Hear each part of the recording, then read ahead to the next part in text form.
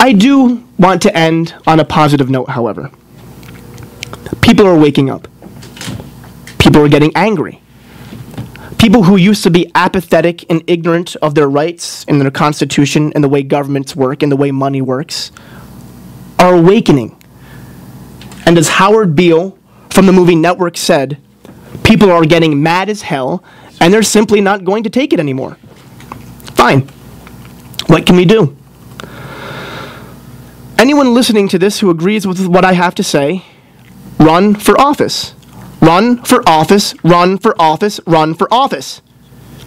If you run for a federal position, your goal must be to weaken the grip that the federal government has on the people and the states by eliminating unconstitutional agencies, including but not limited to the privately owned Federal Reserve, and restore the authority to coin money and regulate the value thereof to the Congress, and make sure that we only coin money and do not issue fake pieces of paper.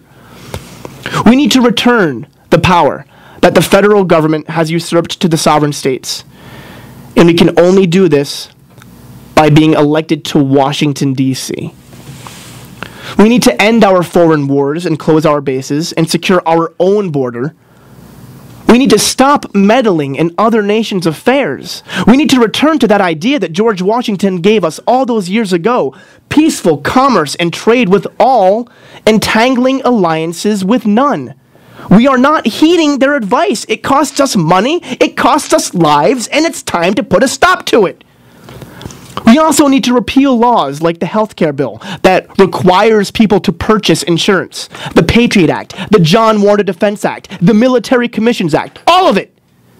Anything that violates a strict interpretation of the United States Constitution must be repealed and eliminated. For those that run in local and state offices, do the same thing, only on a local level. And if the federal government interferes, we must file lawsuits.